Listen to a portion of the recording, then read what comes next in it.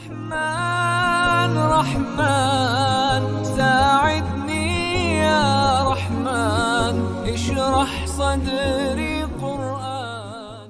أعوذ بالله من الشيطان الرجيم. بسم الله الرحمن الرحيم.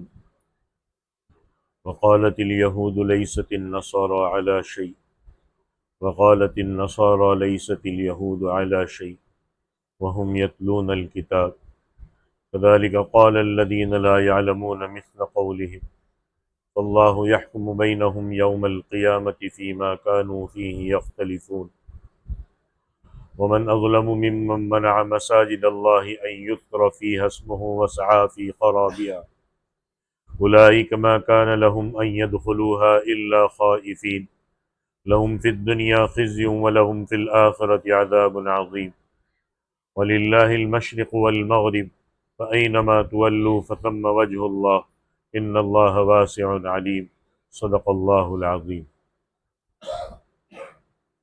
سورۃ البقرہ آیت نمبر 113 سے 115 تک تلاوت کی ہے.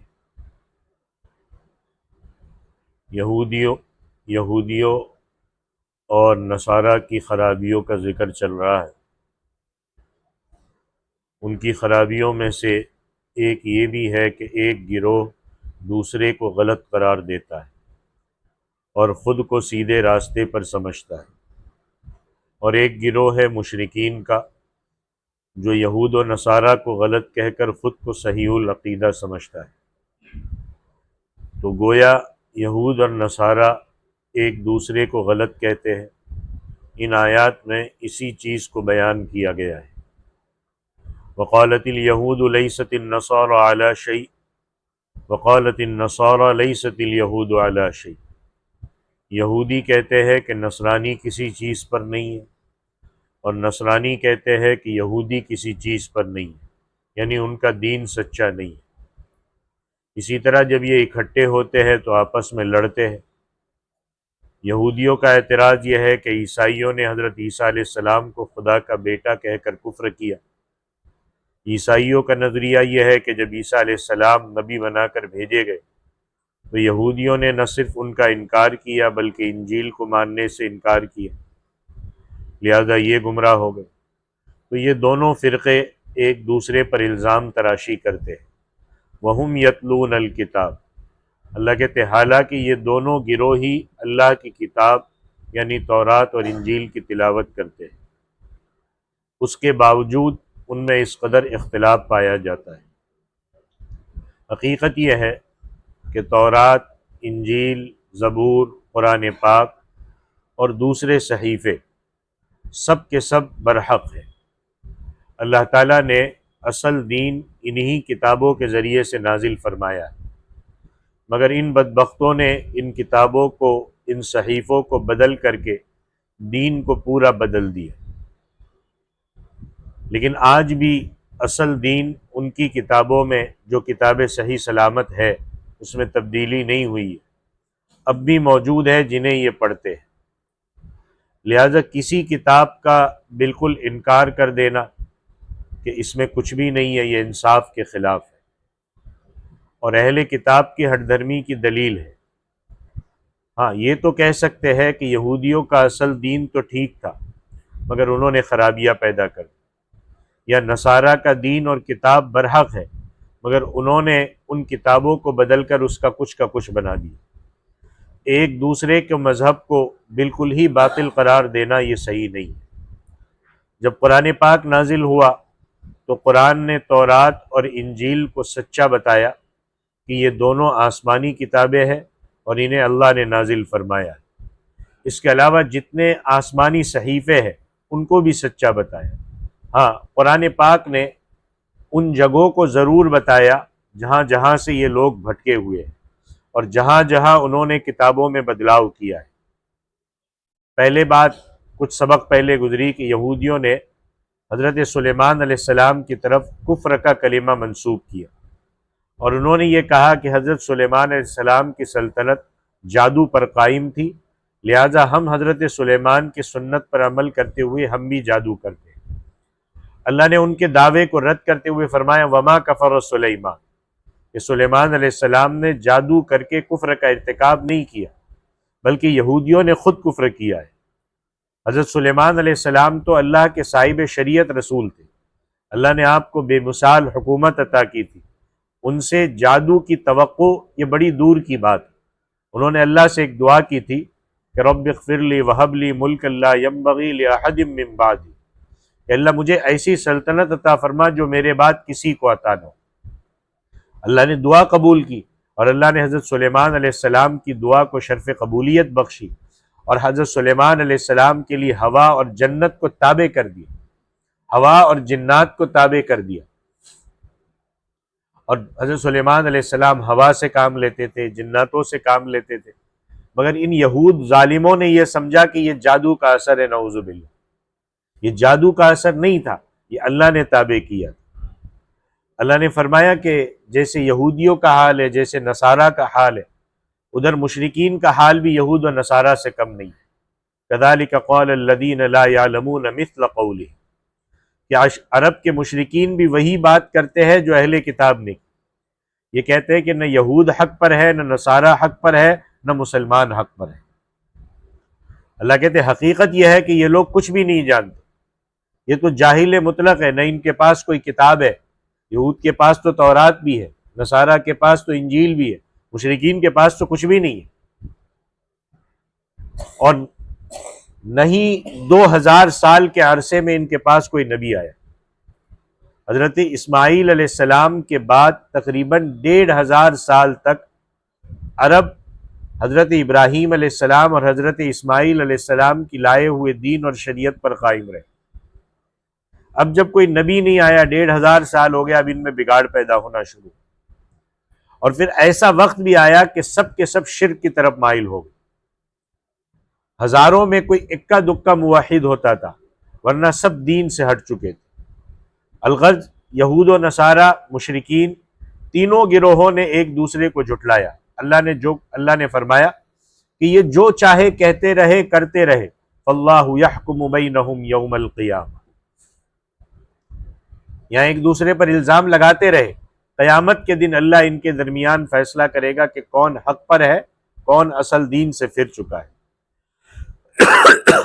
ان کا فیصلہ ہر اس معاملے میں ہو جائے گا فیما کانوا فیہ یختلفون، جس میں وہ اختلاف کرتے۔ فرمایا کہ ان کے درمیان یقینی فیصلہ تو قیامت کو ہوگا۔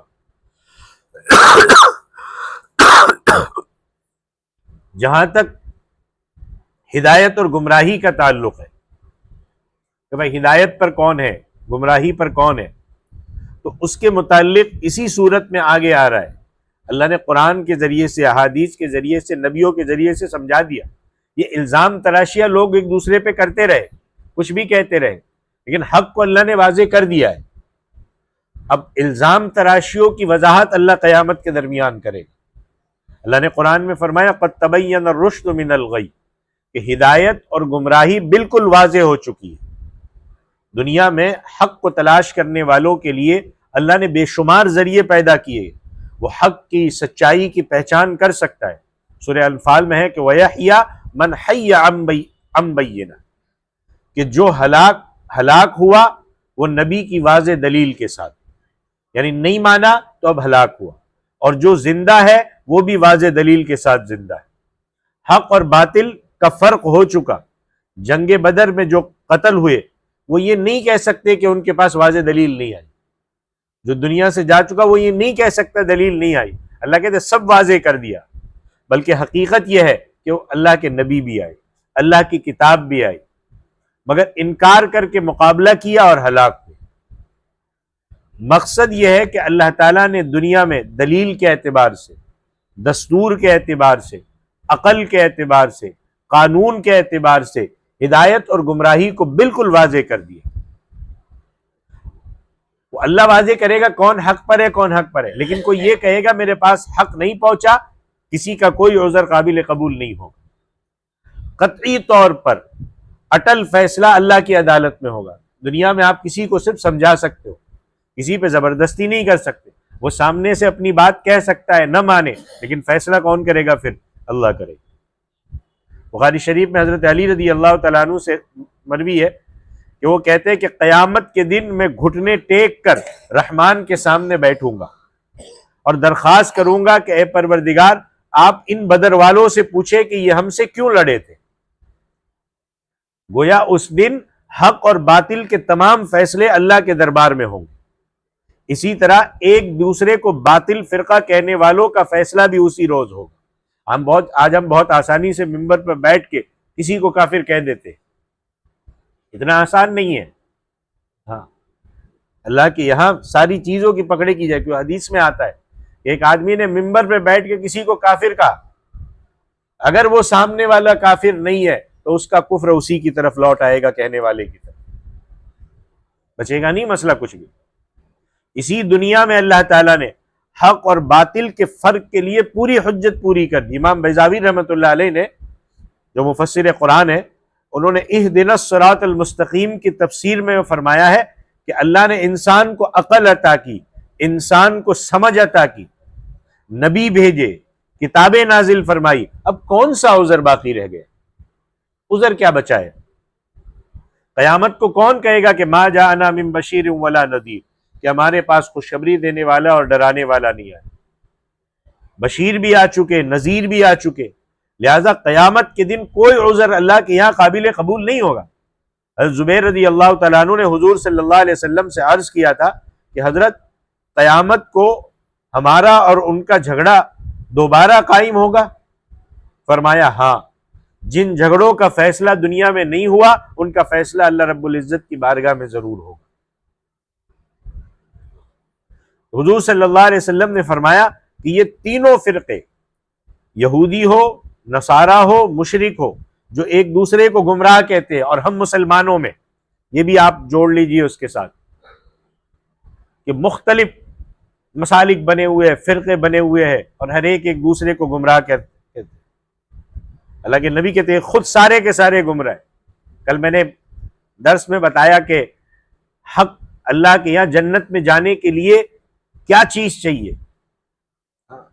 میں فلانے مسلک سے ہوں، فلانے فرقے سے ہوں، فلانے کو ماننے والا ہوں، اس سے جنت نہیں ملے گی۔ بلا من اسلم وجہہ للہ وہو محسن، کہ جس نے اپنے آپ کو اللہ کے تابع کر دیا اور نیکوکار بن گیا، وہ جنتی ہے۔ یہودیوں نے حضرت عیسیٰ علیہ السلام کو ماننے سے نہ صرف انکار کیا بلکہ انہیں دجال کہا، اور جب قیامت کے قریب حضرت عیسیٰ علیہ السلام دوبارہ نازل ہوں گے تو اصفہان کے 70,000 یہودی، جن میں ان کے بڑے بڑے علماء بھی ہوں گے، اور پھر حضرت عیسیٰ علیہ السلام کو ماننے کے بجائے دجال کے پیچھے چلے جائیں اور دجال کو حضرت عیسیٰ کہیں گے، اور یہی لوگ حضرت عیسیٰ علیہ السلام کو نعوذ باللہ دجال سمجھ کر انہیں سولی پر لٹکانے کے لیے گئے تھے۔ ان کا تو یہ حال ہے۔ جب حضور اکرم صلی اللہ علیہ وسلم ہجرت کر کے مدینہ طیبہ تشریف لائے تو 16 یا 17 مہینے تک بیت المقدس کی طرف رخ کر کے نماز ادا کرتے رہے۔ مقصد کیا تھا؟ کہ یہودیوں کی دلجوئی ہو جائے، کیونکہ ان کا قبلہ تھا مسجد اقصی، بیت المقدس، تاکہ وہ مسلمانوں کے قریب ہو، دین کی طرف راغب ہو سکے۔ قبلے کے بدلنے کی آیات جو ہے قرآن پاک کے دوسرے پارے کے شروع سے شروع ہوتی ہے، وہاں پر اس کا تفصیلی تذکرہ آئے گا۔ مگر اس معاملے میں بھی یہودیوں نے ہٹ دھرمی کا ثبوت دیا، اپنے تعصب میں مبتلا رہے، مسلمانوں کے قریب نہیں آئے، چونکہ حضور صلی اللہ علیہ وسلم کی دلی خواہش یہی تھی کہ مسلمانوں کے لیے بیت اللہ کا قبلہ مقرر، ہمارا قبلہ کہاں ہو؟ بیت اللہ ہو۔ لہذا اللہ نے مذکورہ آیت میں تحویل قبلہ کا حکم دے دیا کہ مسلمان جہاں کہیں بھی ہو بیت اللہ کے شریف کی طرف منہ کر کے نماز ادا کرے۔ اسی طرح یہودی اپنی ضد، اپنی ہٹ دھرمی اور اپنی عناد کی وجہ سے اسلام سے دور ہو گئے۔ دیکھو حق ہوتا، یہ صفات یہودیانہ یہ پہچانو۔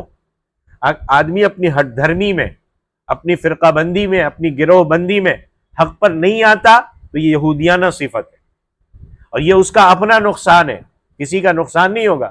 اسلام نے ایک وقت تک ان کی دلجوئی کے لیے ایک کام کیا کہ 16-17 مہینے تک بیت المقدس کی طرف رخ کرو، اور پھر بیت اللہ کی طرف رخ کرنے کا حکم دیا، اور پھر کہا اب اگر نہیں آتے تو نہ آئے۔ ایک وقت تک حکمت چلتی ہے، پھر آدمی کا اپنا نقصان ہی ہوتا ہے۔ تو اللہ تعالیٰ نے ان برائیوں کی نشاندہی کرتے ہوئے فرمایا کہ یہ لوگ اس قدر ہٹ دھرمی میں ہیں کہ اللہ کے مخلوق کو عبادت کرنے سے بھی روکتے. کیا ارشاد فرمایا؟ وَمَنْ أَظْلَمُ مِمَّنْ مَنَعَ مَسَاجِدَ اللَّهِ أَن يُذْكَرَ فِيهَا اسْمُهُ وَسَعَىٰ فِي خَرَابِهَا، کہ اس سے بڑھ کر کون ظالم ہو سکتا ہے جو اللہ کی مسجدوں میں اس کا نام لینے سے روکتا ہے اور مسجدوں کو بربادی کی کوشش کرتا ہے، اس میں فساد پھیلانے کی کوشش کرتا ہے. اب اندازہ لگاؤ، ہم کہیں گے ہم کہاں روکتے؟ کیا ایک فرقے والا دوسرے فرقے والوں کو اپنی مسجد سے نہیں روکتا؟ کیا ایک جماعت والا دوسری جماعت والوں کو اپنی مسجد سے نہیں روکتا کہ یہ تو تمہاری مسجد نہیں ہے، یہ ہمارے فرقے کی مسجد ہے؟ بھائی کب سے یہ تمہاری ہو گئی؟ یہ تو اللہ کا گھر ہے، ہر کوئی آ کر کے اللہ کا ذکر کر سکتا ہے، ہر کوئی آ کر کے یہاں اللہ کی بڑائی بیان کر سکتا ہے. دو چار ذمہ داریاں کیا دی گئی، یہ مالک بن کے بیٹھ گیا کہ یہ خدا کا گھر نہیں ہے، یہ میرا گھر ہے، میں جیسے چاہوں فیصلہ کروں گا. علامہ شیخ الہند رحمۃ اللہ علیہ فرماتے کہ اس آیت کے مصداق نصارہ بھی ہے کہ جنہوں نے یہود سے مقاتلہ کر کے تورات کو جلایا تھا اور بیت المقدس کو ویران کیا تھا. یہ آیت مشرکین پر بھی صادق آتی ہے جنہوں نے سن ہجری 6 میں مسلمانوں کو حدیبیہ کے مقام پر روک دیا تھا اور حرم پاک میں عمرہ ادا نہیں کرنے دیا. حالانکہ مسلمان صرف عمرے کی ادائیگی کے لیے آئے تھے، ان کا لڑائی کرنے کا ارادہ نہیں تھا. اس وقت کے واقعات یہ ہے، اور یہ آیت آج بھی اسی طرح نافذ ہے. قرآن اس زمانے کے لیے نہیں آیا، قیامت تک کے لیے آیا. جس طرح یہ اپنے نازل ہونے کے وقت تھی، آج بھی جو کوئی اللہ کی مسجدوں میں اس کا نام لینے سے روکتا ہے، یہ مسجد کی بربادی کا سبب بنتا ہے، اور وہ اس آیت کی روح سے بہت بڑا ظالم ہے. یہ میں نہیں کہہ رہا ہوں، کوئی عالم نہیں کہہ رہا ہے، یہ اللہ کا فیصلہ ہے. ہم روکتے یہ تو فلانے گروہ کا ہے، مسجدوں سے باہر پھینک دیتے.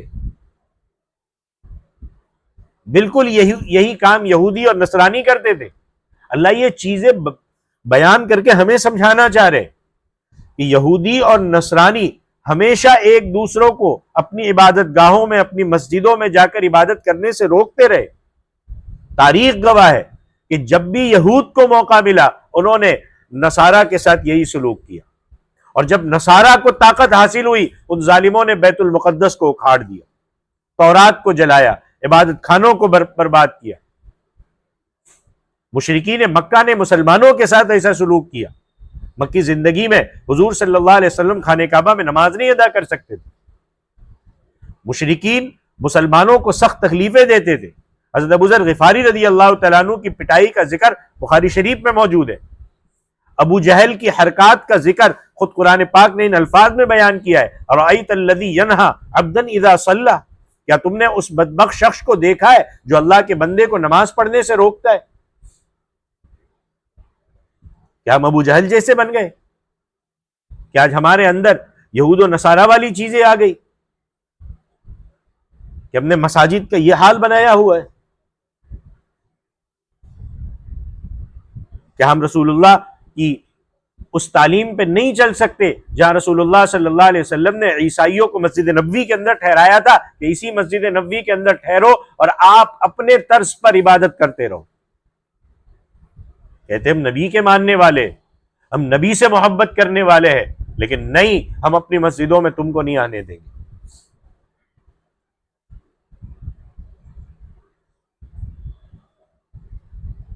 دوسری جگہوں پر جھوٹے مدعی نبوت کو بڑا ظالم کہا گیا ہے کہ اس سے بڑا کون ظالم ہو سکتا ہے جو نبوت کا جھوٹا دعویٰ کرتا ہے. اور یہ بھی فرمایا کہ اس سے بڑا ظالم کون ہے جس کے پاس اللہ کے نبی آئے، ہدایت کی بات پیش کرے اور وہ اس سے انکار کر دے. ہمیں قرآن یہ تعلیم دے رہا ہے، رسول اللہ یہ تعلیم دے رہے کہ مسلمان بھائی بھائی بن کر کے رہو. کہ ہم نبی کی ان تعلیمات کا انکار کر کے ہم نے مساجدوں کی تفریق نہیں کر دی.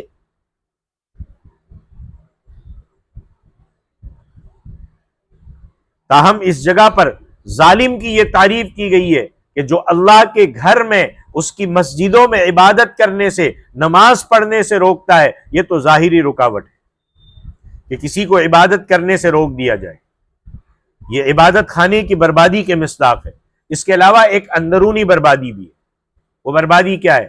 کہ وہاں پر اللہ کے علاوہ کو پکارا جائے، بدعتوں کا بڑھاوا دیا جائے۔ ایسا کرنے سے بظاہر تو عبادت خانے آباد ہوں گے، مگر اندرونی طور پر ہدایت سے خالی ہوں گے، اور یہ باطنی خرابی ہے۔ سورہ حج میں اللہ تعالیٰ نے فرمایا کہ عبادت خانہ یہود کا ہو یا نصارہ کا ہو یا کسی اور کا، اسے گرانے کا حکم نہیں ہے، کسی کا بھی ہو۔ مسلمانوں کی مسجدوں کا بھی یہی حکم ہے، ان کو گرانے یا ان کی بے حرمتی کرنے کی اجازت نہیں دی گئی۔ اور آج تو ایک پارٹی کا مسلمان دوسری پارٹی کی مسجد گرا رہا ہے۔ آپ کو نہ پہنچاؤ، مجھ تک پہنچی ہے باتیں، سوشل میڈیا کے ذریعے سے پہنچی ہے۔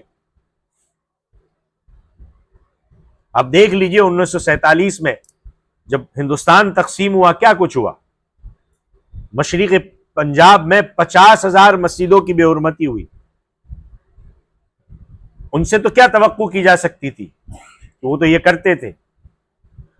مغربی پنجاب میں یہی کچھ ہوا، کتنے مندر تھے جنہیں تباہ و برباد کر دیا گیا۔ دونوں نے آپس میں غلط کام کیا۔ عبادت خانے چاہے کسی سے جڑے ہو، ان کی بے حرمتی نہیں ہونی چاہیے۔ اسلام کے ظہور کے وقت جو عرب قبائل شرک سے توبہ کر کر ایمان کی دولت سے سرفراز ہوئے، انہوں نے خود اپنے مندر، اپنے بت خانے گروا دیے تھے، خود، دوسروں نے آ کر نہیں توڑے۔ خود وہ جب آئے تو اپنے مندریں توڑوائے، اپنے بت خانے توڑوائے اور وہاں پر مسجدیں تعمیر کی۔ یہاں تک تو بات صحیح ہے، کیونکہ ان لوگوں نے اپنی تعمیر کی ہوئی پرانی عبادت گاہ، اس کی جگہ پر جب حق پتہ چلا تو اس کی جگہ پر انہوں نے مسجدیں بنائی۔ عبادت خانے کی جگہ عبادت خانے ہی تعمیر ہوئے، کہ پہلے کسی اور کی عبادت کی جاتی تھی، اب اللہ کی عبادت کی جا رہی۔ تاہم مسلمانوں نے اپنے عروج کے زمانے میں بھی غیر مسلم قوموں کی عبادت گاہوں کو نقصان نہیں پہنچایا۔ محمد بن قاسم جب سندھ پر حملہ آور ہوئے تو ہندوؤں کے بعض مندروں کو نقصان پہنچا تھا، مسلمانوں نے خود اس نقصان کی تلافی کی اور نقصان زدہ مندروں کو دوبارہ تعمیر کرایا، کیونکہ کسی کے عبادت خانے کو گرانے کا حکم ہرگز نہیں ہے۔ سلطان محمود غزنوی نے سومنات کے مندر کو گرایا، یہ کوئی اچھا کام نہیں تھا۔ وقتی طور پر وہاں مسجد بھی بنا دی، لیکن وہ دیر تک نہیں رہی۔ 1000 سال کے بعد ہندوؤں نے پھر وہاں مندر تعمیر کی۔ راجندر پرساد نے 1.25 لاکھ روپے کے عوض کابل سے مندر کا وہ گیٹ واپس منگوا کر اسی جگہ نصب کیا جہاں سے اکھاڑا تھا۔ ظاہر ہے کہ غلط کام کا نتیجہ صحیح نہیں ہو سکتا۔ ترکوں نے بھی اپنے دور میں آیا صوفیہ کا گرجا گھر گرا کر وہاں مسجد تعمیر کر لی۔ پھر جب انگریز کو وہاں غلبہ حاصل ہوا تو وہاں پھر گرجا گھر بنا۔ اب پھر صورتحال، پھر ترکوں کے پاس حکومت آئی، پھر آیا صوفیہ میں وہاں پھر مسجد بن گئی۔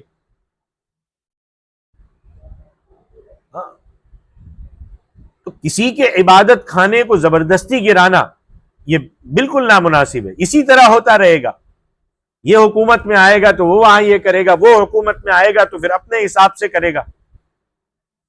بالکل اسی طریقے سے جس طرح مسجد کا ظاہری طور پر پاک صاف رکھنا ضروری ہے، اسی طرح مسجد کو اندرونی خرابی سے محفوظ رکھنا بھی یہ اسلام کی ذمہ داری ہے۔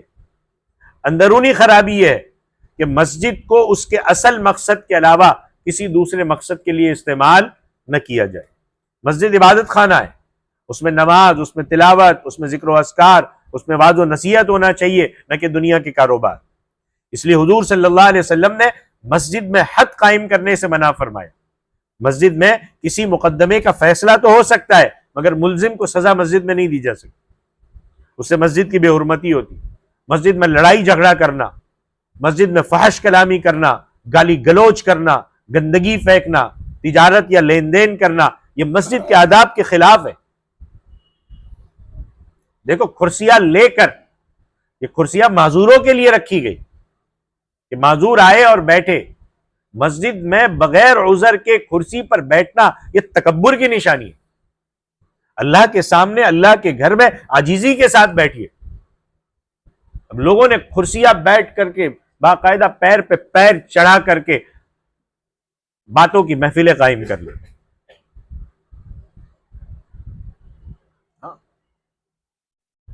مسجد کے آداب کے خلاف ہے. حضور صلی اللہ علیہ وسلم نے گمشدہ چیز کا مسجد میں اعلان کرنے سے منع فرمایا.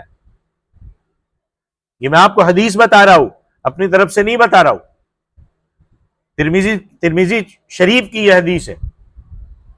پرانا نسخہ جو ہے اس میں صفحہ 74 پر یہ حدیث ہے کہ مسجد میں گمشدہ چیز کا اعلان نہ کیا جائے. بلکہ یہاں تک حدیث میں فرمایا کہ جو شخص مسجد میں گمشدہ چیز کا اعلان کرے اس کے حق میں یوں دعا کرو کہ اللہ تیری چیز تجھے واپس نہ لوٹائے. تو نے مسجد کے آداب کا خیال نہیں رکھا. اور جب آج کہو کہ حدیث ہے بھائی ایسا نہیں کر سکتے تو بولتے حدیث تم نہیں پڑھی ہے کالی کیا؟ ایسے جواب ملتا ہے سامنے سے.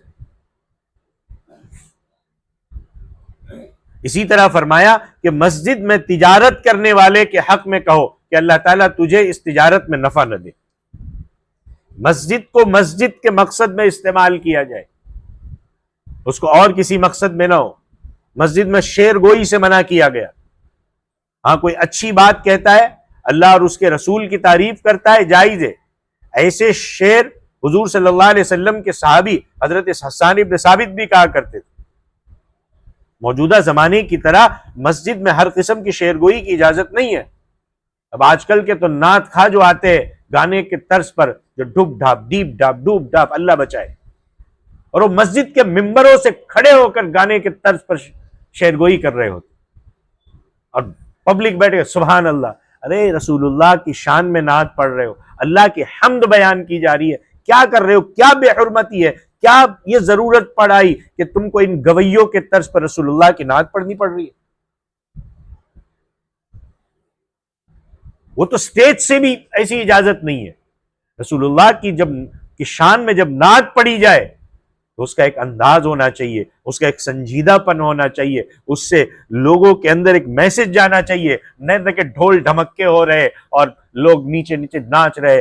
دیکھو کتنے لوگ تو جب سٹیج سے اس طریقے کی نعتیں پڑھی جاتی ہے نا تو نیچے بیٹھنے والے تو بعض لوگ تو کیا کیا کر رہے ہوتے نیچے بیٹھ.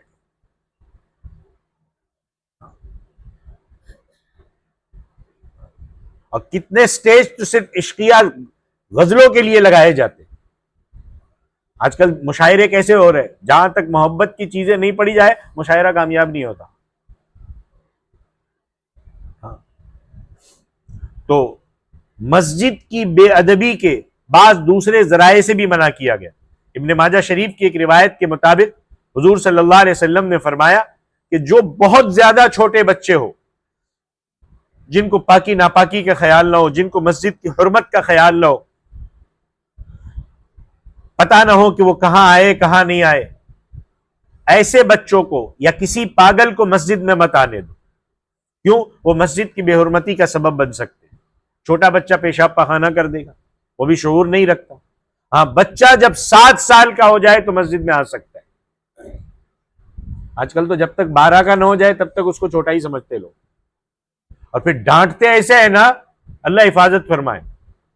سمجھتے ہیں کہ وہ چھوٹا بچہ ہمارے جیسے 60 سال کے دماغ جیسا ہے. وہ ہے چھوٹا بچہ، اس کے دماغ میں غلط میسج مت ڈالو ڈانٹ ڈپٹ کر کے.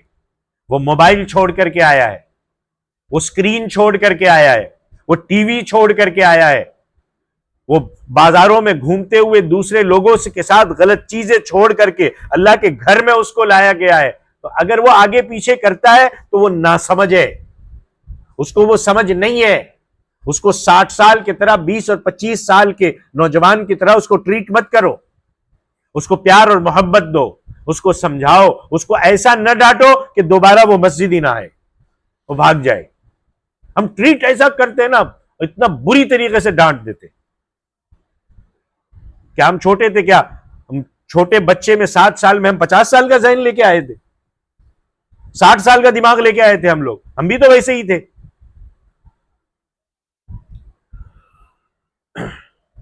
تو فرمایا کہ اب آئیے واپس اسی بات کی طرف، اس شخص سے زیادہ کون ظالم ہے جو اللہ کی مسجدوں میں اللہ کا نام لینے سے منع کرتا ہے اور مسجدوں کی بربادی کے لیے کوشش کرتا ہے۔ اس کی پوری تفصیل میں نے آپ کے سامنے رکھ دی۔ اللہ فرماتے جو ایسا کرتا ہے اولئک ما کان لہم ان يدخلوها الا خائفین، ان لوگوں کا اصل میں حق ہی نہیں ہے کہ ایسے لوگ مسجدوں میں داخل ہو، جو مسجدوں سے روکتے ہیں۔ اللہ کہتے ہیں ایسے لوگوں کا حق ہی نہیں ہے کہ مسجدوں میں داخل ہو، اگر داخل ہو تو ڈرتے ہوئے داخل ہو، الا خائفین۔ اس کا مطلب یہ بھی ہے کہ مسجد میں خشوع اور خضوع کے علاوہ کوئی بات نہیں کرنی چاہیے۔ آواز کو بلند کرنا یہ قیامت کی نشانیوں میں سے بتایا گیا۔ مسجد میں چیخ و پکار اور ایسی دنیاوی باتیں کرنا اس کو ممانعت ہے، نہیں کر سکتے ذکر و اذکار تو گھر چلے جائیے، اور مسجد میں بیٹھے تو مسجد کی حرمت کا خیال رکھیے۔ مسجد میں بیٹھ کر کے سوشل میڈیا ہی دیکھنا ہے، مسجد میں بیٹھ کر موبائل ہی چلانا ہے تو جا کے گھر پہ چلائیے۔ آپ کو ٹائم پاس ہی کرنا ہے تو گھر پہ جائیے، اللہ کے گھر میں بیٹھ کر یہ چیزیں ہو رہی ہیں۔ حضور صلی اللہ علیہ وسلم کا ارشاد ہے کہ جب تم جنت کے باغوں میں جاؤ تو وہاں چرا کرو۔ صحابہ نے عرض کیا کہ اس سے کیا مراد ہے؟ فرمایا جب تم مسجد میں جاؤ تو وہاں اللہ کا ذکر کیا کرو، اس کی تسبیح اور تحلیل بیان کرو، تلاوت کرو، درود پاک کا ورد کرو۔ اعتکاف میں بیٹھے ہو تو خاموشی سے بیٹھو۔ ہر مسجد میں داخل ہونے والا داخل ہو، اعتکاف کی نیت سے داخل ہو جائے۔ اعتکاف نہیں ہے وہ، چاہے 15 منٹ کے لیے آیا، نفل اعتکاف کی اجازت ہے، اب خاموشی کے ساتھ بیٹھے۔ مسجد کا بھی ثواب، اعتکاف کا بھی ثواب ہر نماز میں۔ اگر اعتکاف کی نیت کر کے بالکل خاموش بھی بیٹھے گا تو باہر کی باتوں اور کئی گناہوں سے بچے گا۔ اب یہ سوچ کہ میں اعتکاف میں بیٹھا ہوں، اب آٹومیٹک بچ جائے گی اور اللہ سے اجر بھی ملے گا، مگر لوگ اکثر ایسا نہیں کرتے، مسجد میں فضول گپے مارتے، خشوع اور خضوع سے محروم رہتے۔ حدیث شریف میں آتا ہے کہ ایک وقت ایسا آئے گا جب خشوع اور خضوع اڑ جائے گا۔ آپ ایک بڑی مسجد میں داخل ہوں گے، وہاں 500 آدمی موجود ہوں گے، مگر ان میں ایک بھی ایسا نہیں ہوگا جس کے چہرے پر خشوع اور خضوع اور عاجزی کے آثار نظر آتے ہو۔ سب فضول حرکتوں میں مصروف ہوں گے۔ اب دیکھو، اگر میری بات نہیں کر رہا ہوں، مساجد کی بات کر رہا ہوں میں، کسی امام پوری ذمہ داری کے ساتھ ساری نمازیں ادا کرتا ہے، مان لو 1 مہینے میں 2 مہینے میں اس سے 1 رکعت میں آگے پیچھے ہو جائے یا بھول ہو جائے، پوری مسجد میں مشکل سے 1 ملتا ہے جس کو صحیح طریقے سے پتا ہو کہ کیا ہوئی، 3 ہوئی کہ 4 ہوئی تھی، یا کیا غلطی ہوئی تھی اور کیا نہیں ہوئی تھی۔ تو فرمایا جو شخص مسجدوں میں اللہ کا ذکر کرنے سے روکتا ہے اور مسجد کی بربادی چاہتا ہے، لَهُمْ فِي الدُّنْيَا خِزْيٌ وَلَهُمْ فِي الْآخِرَةِ عَذَابٌ عَظِيمٌ، سنیے گا ایسے لوگوں کے لیے دنیا میں بھی رسوائی ہے اور ان کے لیے آخرت میں بھی سخت عذاب ہوگا۔